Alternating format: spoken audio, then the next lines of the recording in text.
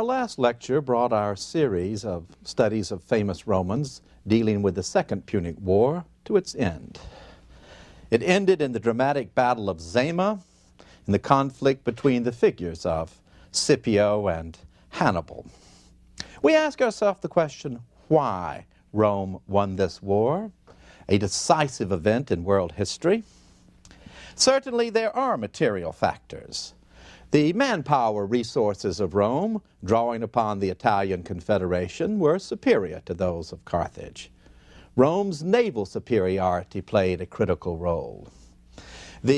Ultimately, the financial resources which Rome could bring to bear upon this war exceeded those of Carthage.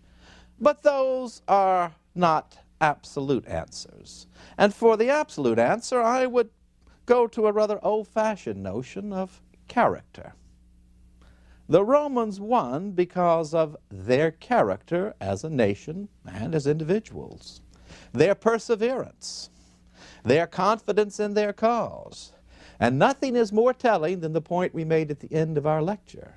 After 3 great defeats, including losing 70,000 men at Cannae, the Romans would not negotiate.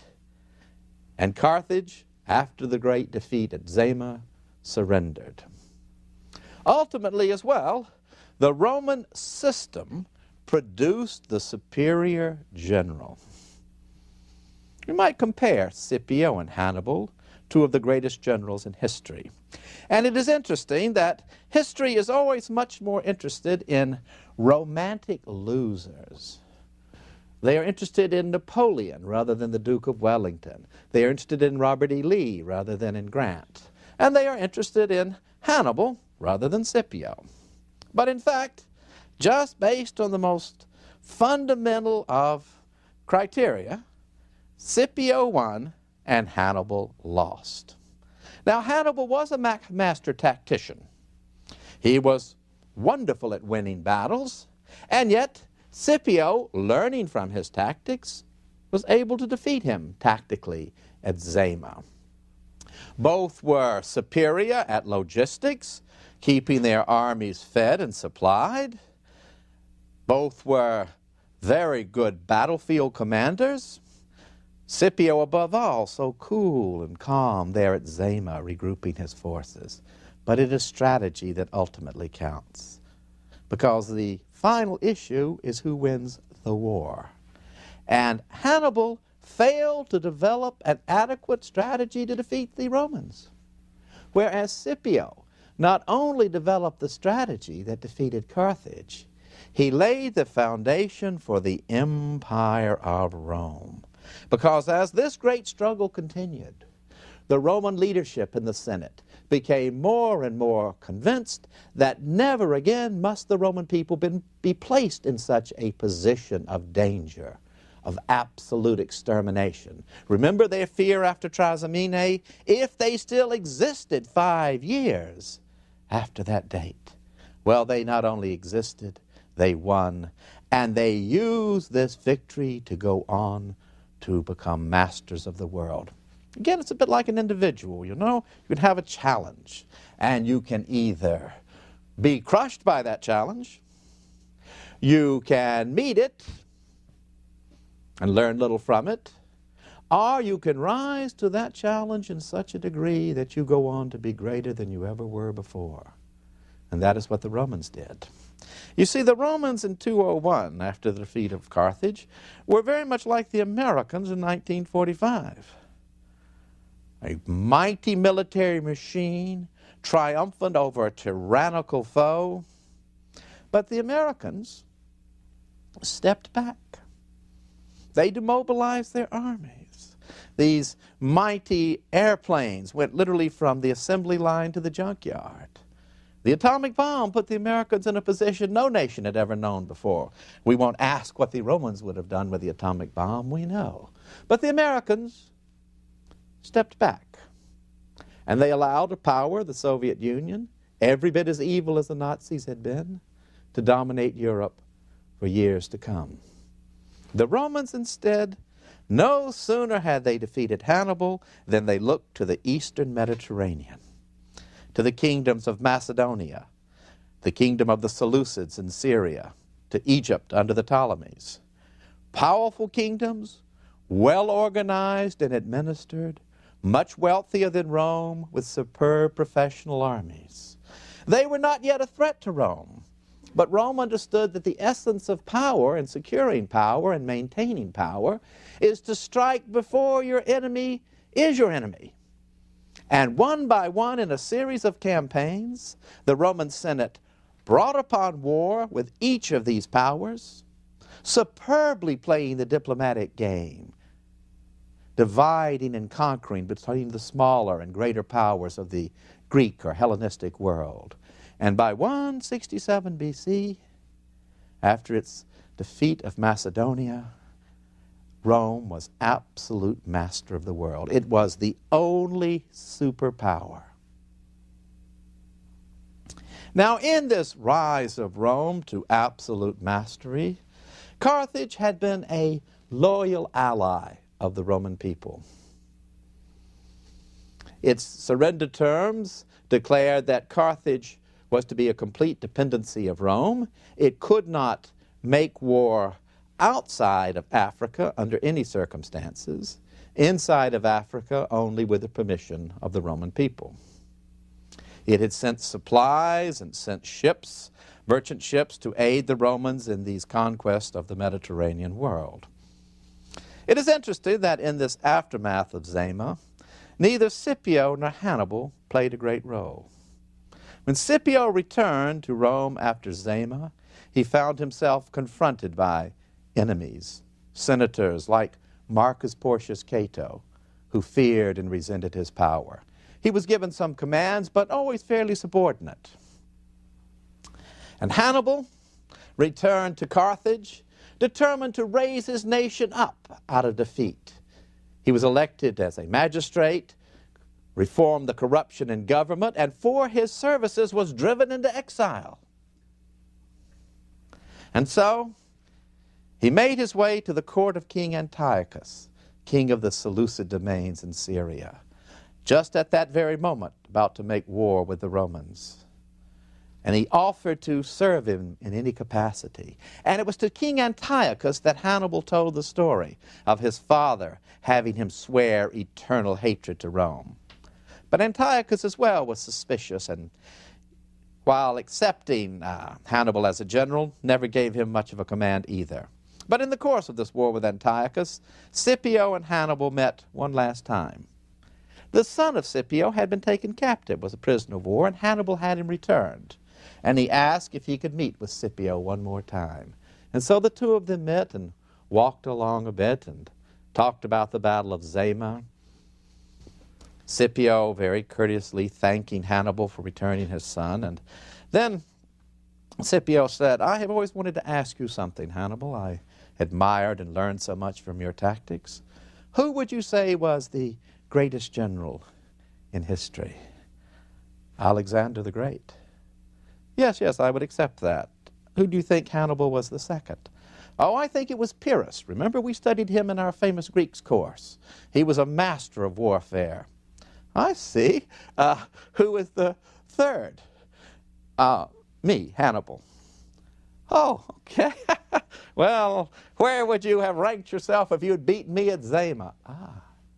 "Then I would have been the top." Scipio thought for a moment, and we have to be very subtle to understand the flattery Hannibal had given him, which was to say, "You are so great, Scipio, that you set the standard for everybody. It goes without saying that you are the greatest, and everyone else is judged from you." And so the two parted.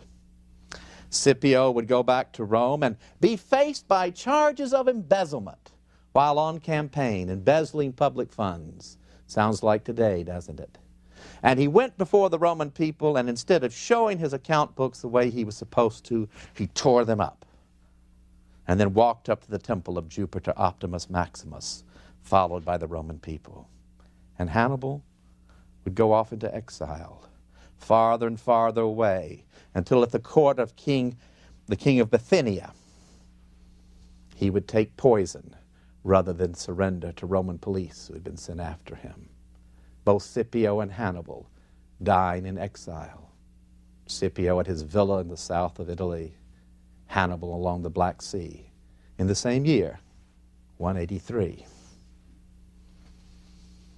But Carthage, having sacrificed Hannibal to the jealousy and suspicions of Rome, continued in its dutiful course. After all, they just wanted to be left alone, to make money, and they were richer than they'd ever been. Why, the indemnity that Rome had imposed upon them, they could have paid off within a few years after the end of the war. But Rome never forgot. The indemnity, paid off over a 50-year period, was a significant stream of income, to use our language of today, to finance Rome's wars. And as soon as that was finished being paid, in 151 BC, the Romans struck. Now, a wise Roman treaty always had in it the means of making another war, the means of making a just war. Every war Rome ever fought was, technically and religiously from their point of view, legal. And remember our clause in the treaty with Carthage? Carthage cannot make war outside of Italy, outside of Africa, period, and inside of Africa only with Roman permission. And Rome had a long-standing ally in Africa, King Massinissa. As a young boy, he had been enamored of Scipio and already followed him in Spain. He was an exile driven out of his kingdom of Numidia by his relative Syphax. He came back to Africa with Scipio's army. He led the cavalry charge that turned the tide at Zama, and in return he was made king of the Numidians in a vast area. And he was always looking for more territory. He was a man of tremendous vigor. At the age of 88, he still led his army into battle, riding bareback on his horse. At the age of 90, when he finally died, he left behind a 4-year-old son. Such was the vigor of these ancient Numidians. And he expanded his territory at the expense of Carthage. Time and time again, he would pick up quarrel with Carthage, threaten to make war upon it. Carthage had to appeal to Rome for permission to make war. Rome would always say, no, we'll send out ambassadors to settle it. And after the arbitration, Massinissa always won. And finally, the patience of the Carthaginians broke. And after another attack by Massinissa, they sent forces and engaged in war without the permissions of the Romans. And the Romans now struck. There was a deeply hostile party in the Senate towards Carthage, led by Marcus Porcius Cato. Once the great foe of Scipio, as he grew older and older, his mind fixated on Carthage and the danger of Carthage. Every speech he gave in the Senate, Marcus Porcius Cato, he would end with the same words, no matter what topic he had spoken upon. Carthage must be destroyed. Carthago delenda est. And he came back to the Senate on one occasion from a visit to Carthage, and he held up a ripe fig, and he said, I picked this 3 days ago in Carthage. It spoke both to the wealth of Carthage, its fertility, but also to the nearness of Carthage. For figs ripe spoil very quickly. And that is how close Carthage was. It is always a danger to us, don't you see? And so, led by Cato, the Romans struck now and told the Carthaginians that they had broken the treaty. And in 149, Rome made its ultimate move. The Carthaginians sent ambassadors, and they said to the Romans, we're sorry, we didn't mean it. We'll do anything. Just forgive us. And the Romans said, it's too late. We've already declared war. The Carthaginians said, we surrender. You declared war, we surrender. And the Roman Senate said, you understand what a surrender means. It must be an unconditional surrender. Yes, all right, an unconditional surrender. Fine. But it's too late to stop. Our army, 80,000 men, are already on the way to Carthage with both consuls. You must go and negotiate with them the terms. So the Carthaginians ambassadors return. Carthage is, of course, a mighty walled city. It is surrounded by walls. On three sides there's the sea. On the fourth side it is connected to the mainland of Africa. The walls are 45 feet high, 30 feet wide, a line of 3 walls connecting the city of Carthage to the mainland of Africa.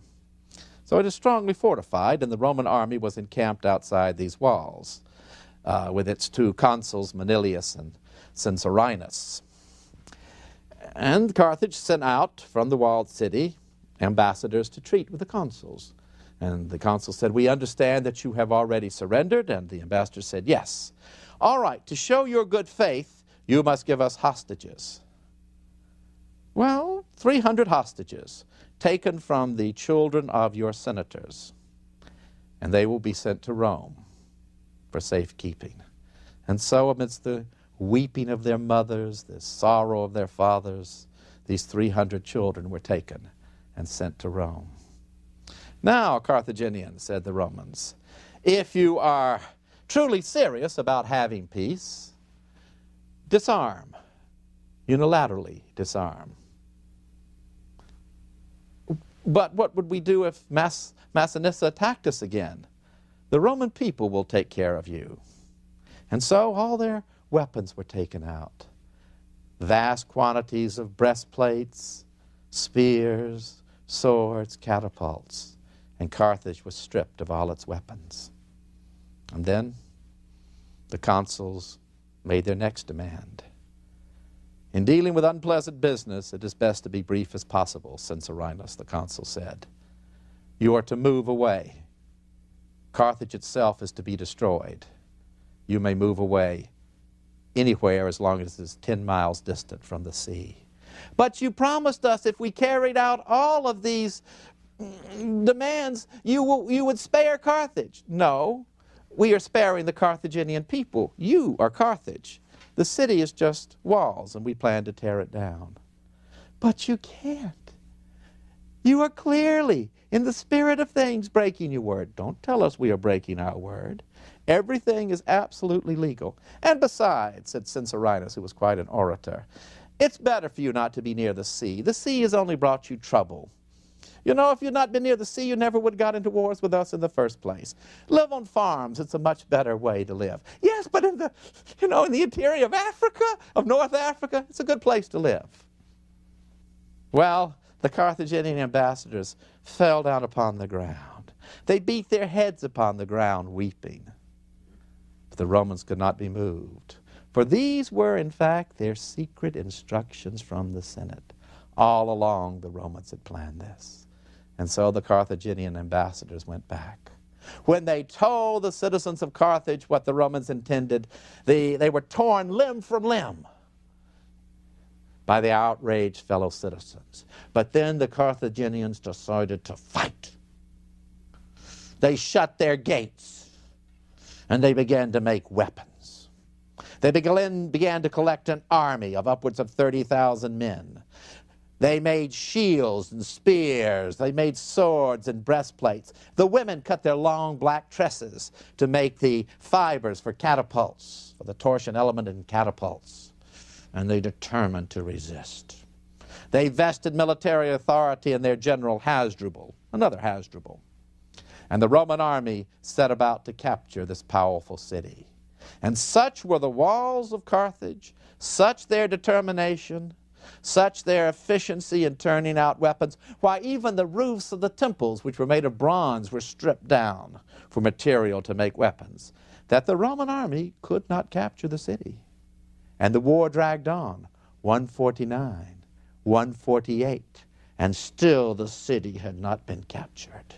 And the Roman people, much as we did during Vietnam, could not understand why a defenseless city that had been stripped of all its weapons could not be captured. And they became deeply disillusioned and angered by the Senate's conduct of the war. And so when the elections for 147 were held, a veteran of the war at Carthage, who had been there at the start in 149, Publius Cornelius Scipio, a young man, returned to stand for the office of aedile. He was the grandson of the conqueror of Hannibal. Scipio's son had not had a son who lived, And so the son of Lucius Aemilius Paulus, one of the great aristocratic families, always closely tied with the Scipios, had given his son to be adopted by the son of great Scipio. And he thus was Publius Cornelius Scipio. It was a very common custom among the Roman aristocrats. Aemilianus, keeping that contact with his birth family. But he is the grandson of great Scipio, and he returns to stand for the office of aedile. He's already been decorated for his bravery in the fight against Carthage. He has all that sense of public duty that has characterized the Scipios for generations. And the people say, don't make him aedile, make him consul. And once again, the word goes out, but it's not legal. It doesn't matter. Make him consul. And so he assumes command and returns to Carthage. Just about the same age as his grandfather had been when he went out to Spain. He has all the ability to command. He takes an army that is demoralized by its failure to capture the city and whips them into a fighting force. He drives out all of the businessmen and shopkeepers and prostitutes that have collected with the army, and he sets them the task of digging a great fortification all the way across the landward side, 3 miles long, to complete the blockade of Carthage. And now, by 146, Carthage is blockaded by land and by sea. Scipio offers the Carthaginians one last chance to surrender. And the general Hasdrubal takes the Roman prisoners who have been captured up to the walls, and there in the face of Scipio, cuts off their noses, pulls off their private parts with tongs, cuts their throats, and tosses them down. So it will be war to the death. Scipio begins to build a great mole reaching out to the seawalls of Carthage. The Carthaginians build a fleet behind a set of enclosures and sail out, but are defeated by the Romans. Carthaginian women and children attack the mole, burning the Roman siege weapons, only finally to be driven back. In this last hour, the Carthaginians show all the resolve of a great nation, until finally, on a spring day in 146, the walls are forced, and the Roman troops pour into Carthage. Now, real estate in Carthage was expensive, and so most of the houses were 4- and 5-story apartment buildings. And Carthage rises up on a slope from the sea up towards the land side, up towards Africa. And the Romans, in capturing this city, found themselves fighting from apartment house to apartment house, from floor to floor, from room to room. Such was the determination of Carthage in this, their final hour. The Romans would fight on the first floor, fight up the stairs to the second floor, then the third floor, then the fourth floor, then the fifth floor, capturing it, capturing the roof, then throw planks across to the next block of apartments and fight down from the fifth to the fourth to the third to the second to the first floor. The Carthaginians selling their lives as dearly as possible. Scipio gave the order, burn, and the city was set afire. And the Roman, their great cranes rolling up and down, pulling down these apartment buildings. They come crashing down, and you might just see a few pairs of legs or a few heads sticking out from the rubble, and then crushed under the roaring wagons in this final brutal siege. And then all that was left was the great temple of Baal, the supreme God, the Lord of Carthage. Remember that God to whom the Carthaginians, in their direst hours, had once been accustomed to sacrifice their firstborn by throwing them into the fire. And now the remaining Carthaginian troops took refuge there under their general Hasdrubal with his wife and 2 children. Finally, some 50,000 Carthaginians, all that were left, were surrendered. And there was just Hasdrubal with his troops inside the walled temple of Baal. And then came night, and when the sun arose, Hasdrubal had secretly crept out and sat at the foot of great Scipio. Only his wife and 2 children were still inside the temple. And his wife looked out at him and said, "You wretch, you coward, I will show you what it is to be a Carthaginian, never to surrender to a Roman." And so with the fire coming up from the temple, she grabs her 2 children by the hand, and they leap into the fire. And so perished Carthage. As the city was burning to the ground, Scipio stood beside his teacher, Polybius, the historian. Scipio was a man of deep culture. He knew the Iliad by heart. But knowing the Iliad by heart doesn't make you soft, does it? The Iliad is all about war and vengeance. And so he says to Polybius in Greek, "One day the city of Priam will fall, and all of Priam's people with it." And Polybius said, "What do you mean? I'm glad I taught you Greek so well, but what do you mean?" He said, "I mean that I am not weeping for Carthage, but for the fate I see one day for Rome. For Rome will one day lose its greatness, like every nation before it. And I wonder if this very act of ours, the destruction of Carthage under such dubious circumstances, might not be our act of hubris, our act of outrageous arrogance." And the city of Carthage was pulled to the ground, and the ground sown with salt, so that nothing would ever grow there again, and a solemn curse pronounced upon it. Now we could go to Carthage today and go into the museum there. One of the objects you see there is a sphinx. Carthaginians were not very original in their culture. They borrowed a great deal from Egypt and Phoenicia. And there's the sphinx. And remember, a sphinx tells a riddle, doesn't it? And we might ask that sphinx an answer to the riddle of why Carthage failed, about the fate of Carthage. We could look for an answer and stand there on the beach, right at the spot where Scipio's troops broke the wall, and the wind would whisper in our ear the answer to that riddle. It would say, "Vae victis," woe to the conquered. For Carthage paid the price of every nation that loses. And Scipio would go back to a triumph every bit as great as his grandfather had celebrated. For when the Romans received the news of this victory, they poured out into the streets. The fear was finally gone. Carthage was just such a great threat, and now it was gone. And they talked about the past, the first war with its naval victories. They talked about Trasimene and Cannae.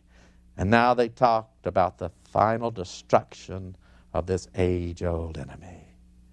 And they hailed Scipio as they had hailed his grandfather, Africanus, conqueror of Africa.